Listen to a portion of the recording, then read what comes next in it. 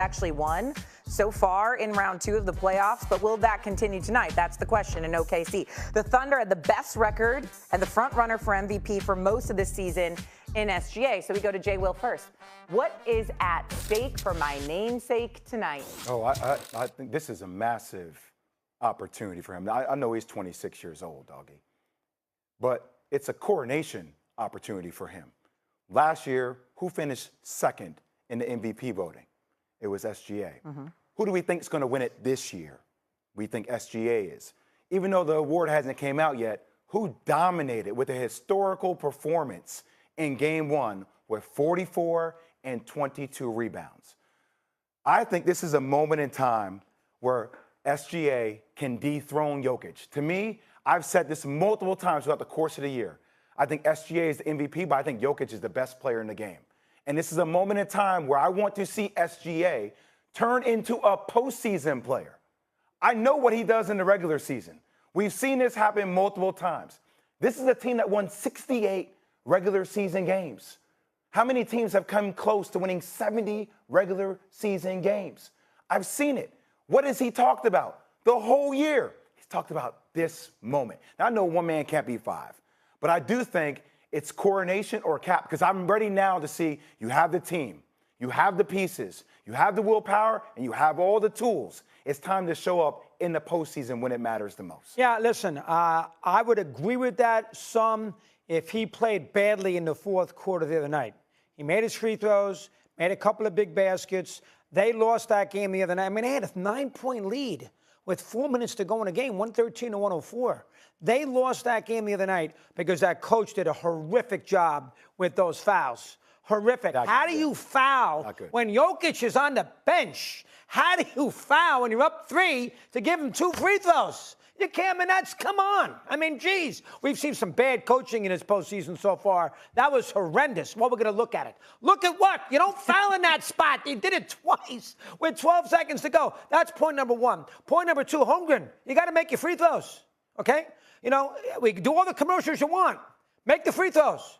He's got a 1-point lead with 4 seconds to go, and he missed both free throws. That cannot happen under any circumstances. And here's the thing about OKC that's very worrisome. Unlike the Celtics to me, I think the Celtics will figure it out because they got that, as Stevie said before, they've been a championship team. Here's the thing that worries you about Oklahoma City. They beat a horrendous Memphis team, and last year they won 6 playoff games and were awful against Dallas. I think they are a little bit of a regular season team too. I don't know who their second greatest player is. And Denver right now, they got a little spark. That Malone firing did something. They got out of that Clipper series. That basket they got in Game 4 with the alley-oop on the dunk with no time to go. They're down all the – and this is a championship team. They won 2 years ago. Jay is 100% right. He is so good, Jokic, it's mind-boggling. Murray's good. Gordon's underrated. Westbrook's giving him a little something. I think OKC's in big trouble in this series because Denver knows how to win a title. And Oklahoma City has not shown that they can do that yet. So because of that, I don't put it on SGA. I put it on the franchise. They need to win a series more so than SGA does. I don't think it's his fault. I think it's the team's fault if they lose. Stevie? I don't think there's any misinformation either of you are putting out. There's nothing that you said that is wrong. I just think y'all are missing the focus. SGA is averaging over 28 points per game in five postseason games. The other night, this is a team that collectively shot better than 82% from the free throw line, and they were outstanding from the free throw line throughout the year. And then the playoffs arrived the other night, and they made 20 of 28. Okay, they missed 8 free throws, including Chet Holmgren, who I love, choking at the foul line with 9.5 seconds left. Doggy just brought up and touched on it a little bit with Dagnall and the decisions that he made as a coach. And I think he's a fine coach, and I think that he's going to be just fine. But this isn't some dude in his first year. He's been there for 5 years. He's coached them in the playoffs last year, which brings me to the focal point. And you know where I'm going, Jay. We're going to go to the reigning executive of the year in Sam Presti. This man, Doggy, is exceptional when it comes to accumulating picks, assets, and obviously players. But I want to ask Oklahoma City ownership and one of the best fan bases in America, when is the door going to get closed? Remember the movie Glengarry Glen Ross, y'all? Always be closing. Close the deal. The one thing Sam Presti hasn't done is closed the deal. Let me throw it by y'all, who he's had on his roster over the years, spanning a decade and a half. Kevin Durant, Russell Westbrook, both league MVPs. James Harden, another league MVP. Remember Serge Ibaka. Remember Reggie Jackson. Remember Victor Oladipo. Paul George. Carmelo Anthony. This man has had player after player after player, and he has done everything but won a championship. And why would that be? Is it possible that it could be the coaching? I'm not casting aspersions. Scott Brooks was a damn good coach. Took him to the finals in 2012. Okay, Billy Donovan won back-to-back national championships in Florida, but not so much in the NBA. And now we have Daigneault.